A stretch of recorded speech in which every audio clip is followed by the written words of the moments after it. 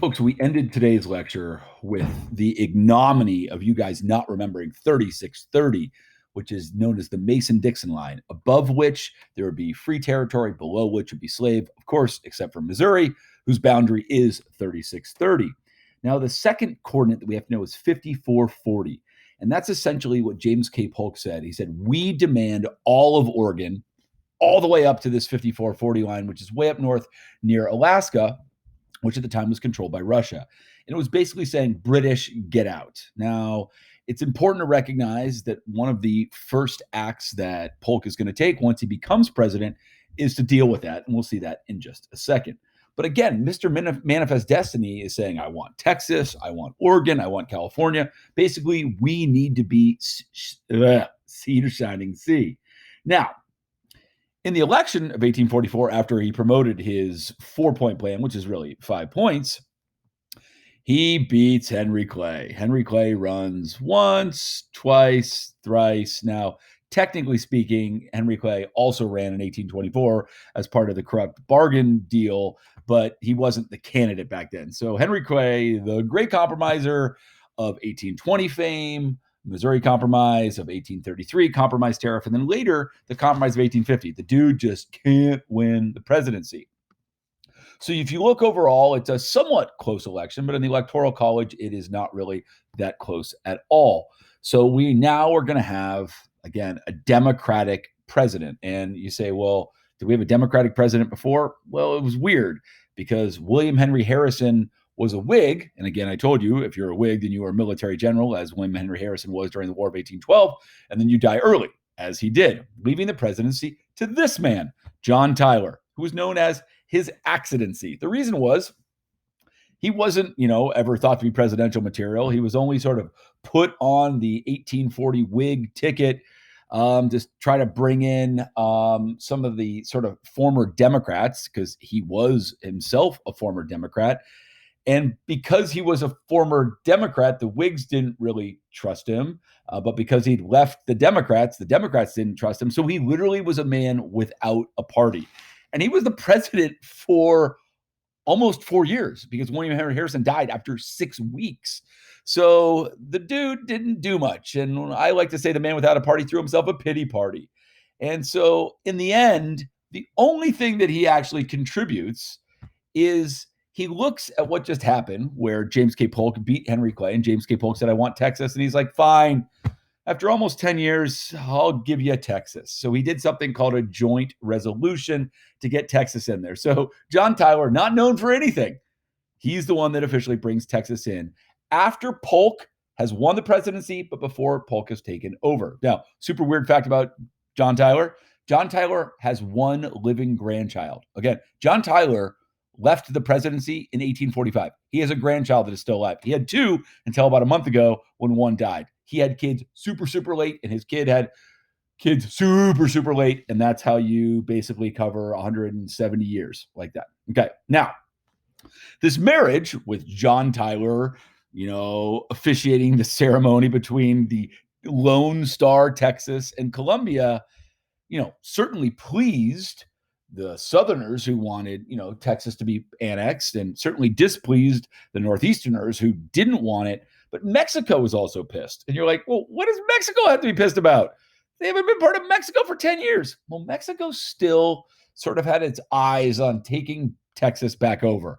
But if it was part of the United States, it was never going to get it back. So this actually creates friction. It's weird. It was like Mexico was more mad at the United States than it was at Texas. It was like, I can't believe you took them over. And you're like, well, they were their own country for the last 10 years. But it's going to play a role in the diplomacy, again, of James K. Polk once he's president. So he had his 5-point plan before he was president. He gets a lower tariff by Congress super fast. He gets this independent treasury, don't worry about it. And he gets Texas literally by getting elected. He got Texas because John Tyler's like, fine, I'll give it to you. Okay. So he didn't ever have to do anything. He's going to get Oregon really quickly, as I'm going to show you. And then he's got to deal with California. But I'd be remiss if I talked about mullets and I didn't bring up our good friend, the General Lee.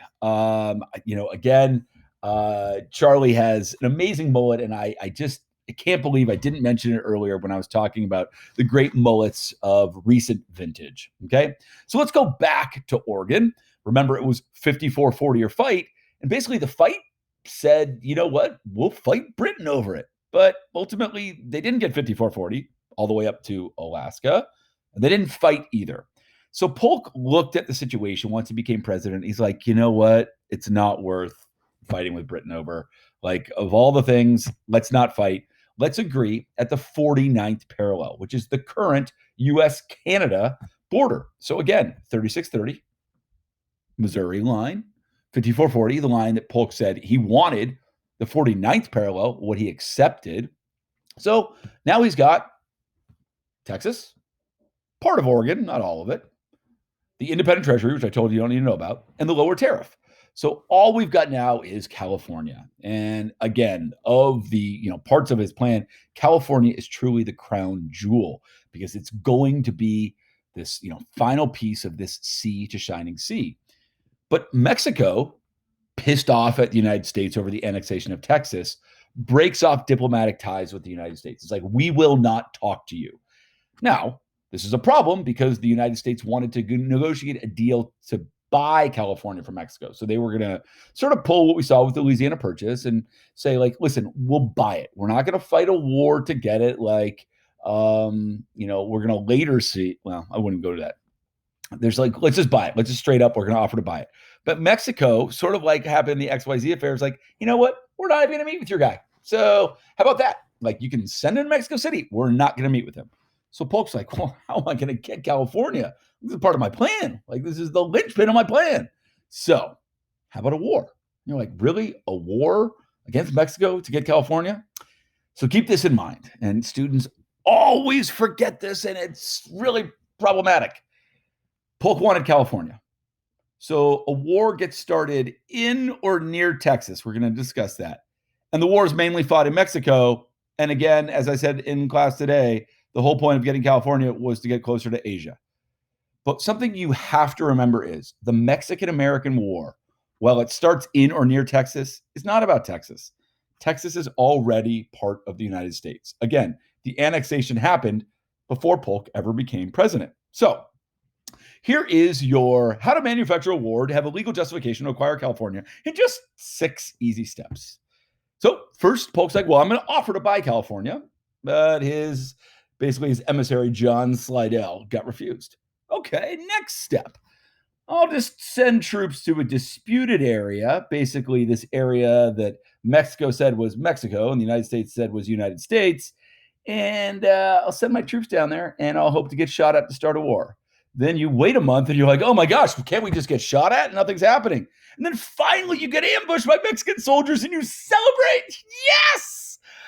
Because now we have justification to start a war. So the whole point was, like, to put American soldiers in harm's danger, in harm's way, in danger, to try to provoke Mexico to start a war so that you could then beat a pretty weak Mexico to have justification to take California. So here's the deal, okay? There are actually 2 rivers that are important here. When Texas had been part of Mexico, okay, there was a determination of what was Texas and what was the rest of Mexico. And the boundary was the Nueces River, all right? That's important. And even when Texas became part of the United States, even though Mexico didn't want to acknowledge it, they still said the border is the Nueces between the United States and Mexico. And the United States said, no, it's the Rio Grande. And it's not Rio Grande, it's the Rio Grande, okay? So you've got this disputed area between, again, I don't know if you can see my cursor here, the Rio Grande and the Nueces River. And Polk is going to tell Zachary Taylor, who's a general, he's like, go march down there. We say it's American land. They say it's Mexican land. You know what? If we go in there, maybe we can draw them into, some fighting, and that'll be great.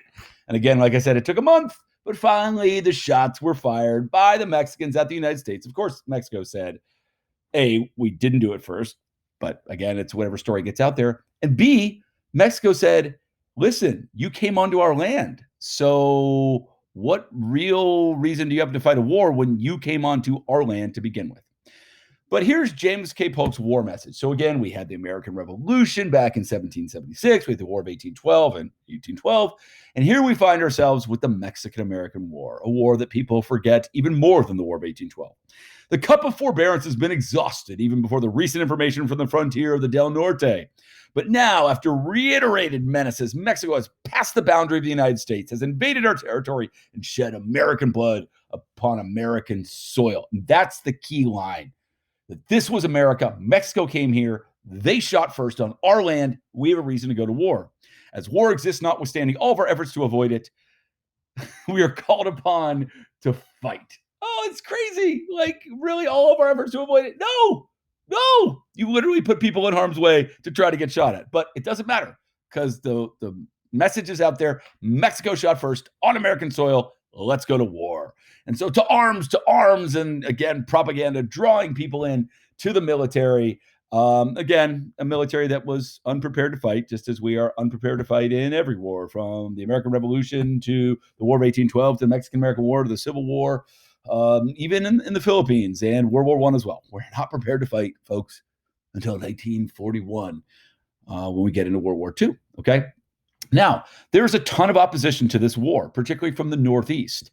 And New York paper says we could easily defeat the armies of Mexico. We could kill them all, and then we could basically take their land. But why? Like, let's look at past great civilizations. Did they do this? And then it says essentially, who believes that if we beat Mexico and take half our land, will that make us better? No. Like, at the end of the day, this is going to make us worse. And it's like, we are immoral people if we had to resort to war against a pretty easy foe to try to win California. And as I said in class today, the Whig Party was particularly frustrated because you get these conscience Whigs who are these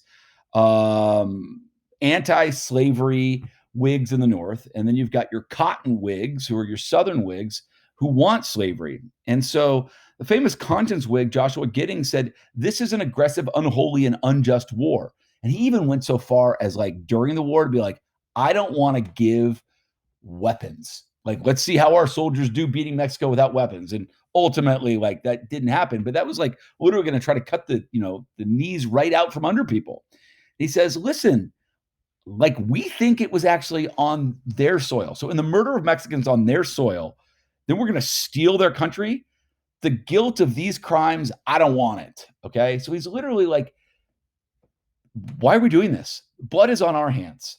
This is not the way we go about business. And famously, Abraham Lincoln, who was a Whig congressman, again, he's going to be a president as a Republican, but he was a one-term Whig congressman from Illinois, little known guy. And he became known as Spotty Lincoln because even though James K. Polk said, American blood on American soil, no, Lincoln's like, show me the spot. Yeah, let's see this spot. I want to see the spot, and we'll determine, is that Mexican land or is that American land? Because if that actually happened on Mexican land, we have no justification for a war, and this is even more immoral than we thought, okay? Now, another Northern Whig basically said, we think that the president just went out and created a war to seize a country that, at the end of the day, this land has been Mexican or before that Spanish for a long time. We don't need to keep doing this. Our lust for dominion, for this manifest destiny, has gone too far. And then Henry David Thoreau, who we talked about, the famed transcendentalist who lived out there, a walled-in pond that has been peed in too much. And he wrote Civil Disobedience, which was like, I'm not going to pay taxes to the U.S. government that is basically supporting what he called, again, a slavocratic war. So the Slavocracy or the Slavocracy, these, Southern Democrats and the Southern Whigs, the Cotton Whigs, they pushed for this war. And this war goes against everything that America stands for. Like, we are about freedom and equality. We are not about beating up on, easily beatable foes just to basically steal California. Now, of course, some could argue that this has been going on for a very, very long time relative to Native Americans, but since this was another country, people were, heavily against it. So what did people do? Like, literally, politicians are complaining, but what did people try to do to thwart this?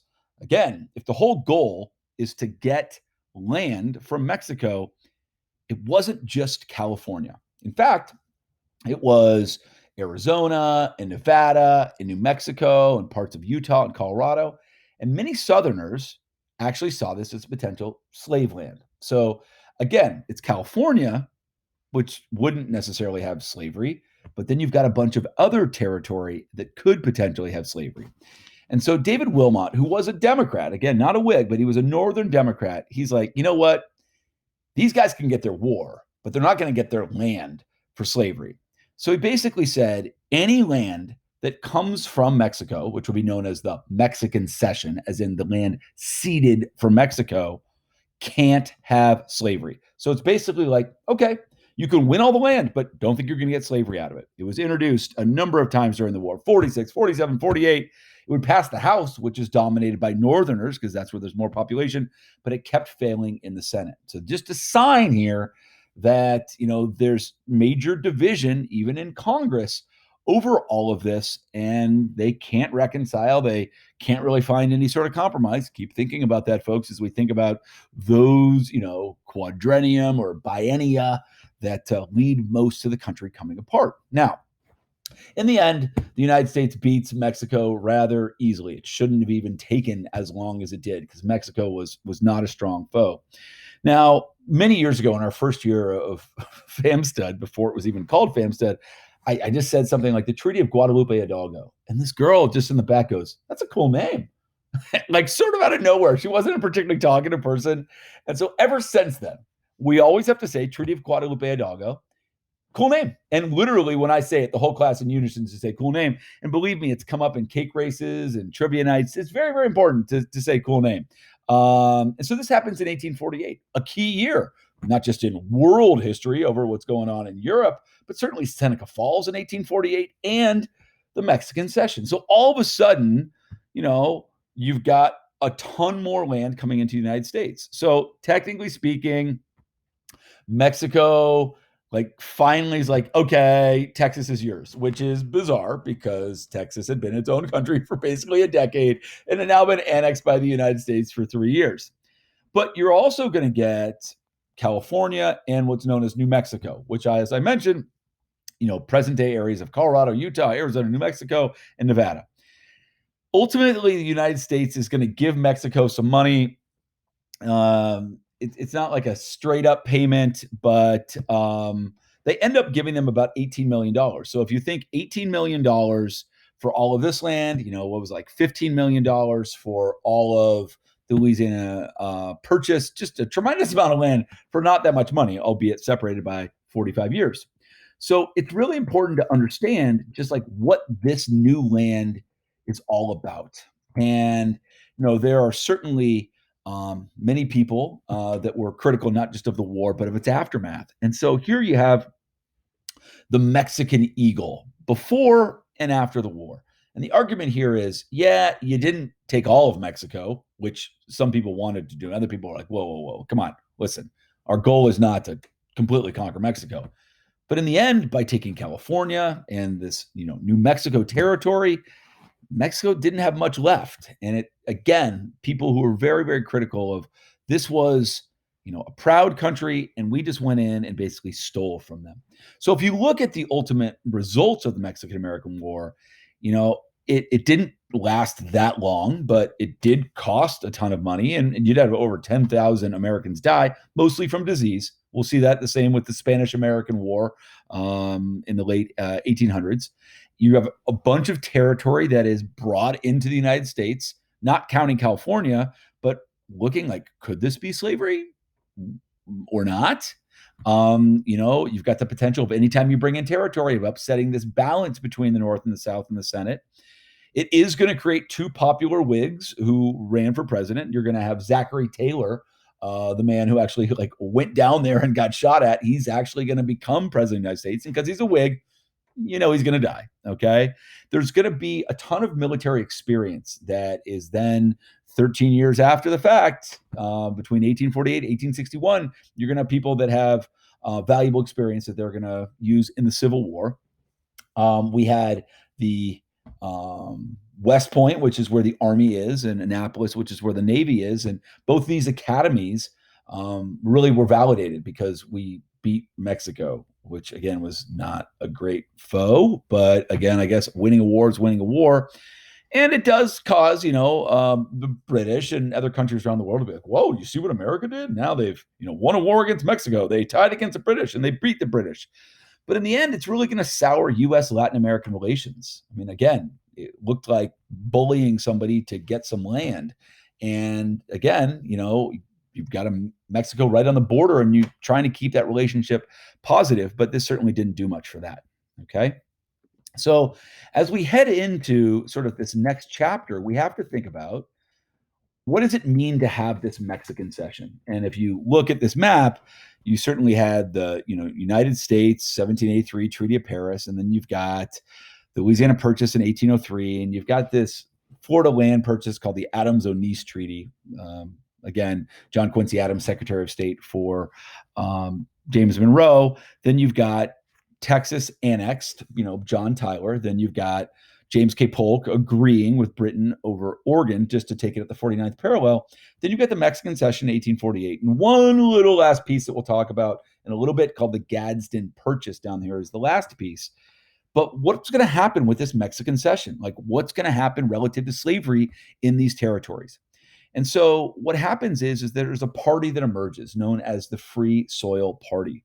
And again, I know that Foner talked about it, but it's particularly misleading because free soil sounds like, yeah, abolition. Like we don't want slaves there because we think slaves are bad, but it's absolutely not anti-slavery in terms of a moral sense. What free soil means is we don't want slaves there because we don't want slaves to have to compete with poor white people. Because again, if slaves are there and poor white people are there, that means that poor white people will never have an opportunity because people will just use slaves because they're free. So this is really a pretty racist argument. It's like we want this land for poor white people to be able to work their way up. Again, they'll never have an opportunity when they have to compete with slaves. So the Free Soil Party emerges because there's a question: what's going to happen with this soil, this Mexican Cession? And again, the concern is not California, but it's more of what's happening in this New Mexico territory. So David Wilmot, he of the Wilmot Proviso that can never get passed, he basically said, I don't want slaves in this land. That's why I keep bringing up the Wilmot Proviso, because I want to make sure that white people have an opportunity to advance. So again, don't confuse the term free soil with in any way being, truly anti-slavery from a moral sense.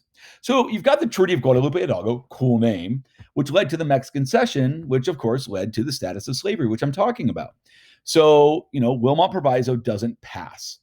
And at the end of the day, in 1848, neither party really wants to deal with this issue. Just like in 1844, no one really wanted to talk about Texas. So Lewis Cass, who is a Democrat, a Northern Democrat, actually, he's the running against Zachary Taylor, who's the Whig. And Lewis Cass is like, just let the people decide. Like, just leave it up to a vote of the people in the territory. Isn't that what we're all about? Isn't that like democracy? So instead of like deciding in Congress what it's going to be, either slave or free, like let's just have it decided by the people. And in the end, it's going to be made famous popular sovereignty in 1850 in the Compromise of 1850 and then in the Kansas-Nebraska Act. At the time, people were like, whatever, Lewis, we don't even want that, okay? So it was brought up in 1848, but doesn't become a big deal until 1850 and then 1854. But everything really sort of comes down with California. And again, that was the whole goal for Polk in fighting this war. But then all of a sudden, literally like right as a Treaty of Guadalupe-Hidalgo, cool name, is being signed, gold is found in Sutter's Mill near Sacramento, California. And then you're going to have people rushing there. And as I showed you, in the American Progress painting yesterday with the miners heading out there, everybody heads to California, whether you had any, gold mining experience or not, except for the fact that almost everyone's dudes. That's why I call it the Jamestown syndrome. If you remember, it was like all dudes back then. The beards are great, but life is pretty tough. And ultimately, what you're going to see here is you got immigration from all over the United States. You've got people from literally all over the world coming, including Chinese who are coming there to work in the camps. Really, that's where we see, the big influx of immigrants to the West Coast, just as the Irish and the Germans are coming to the East Coast. But with all these new people coming in so fast, there's a ton of tension.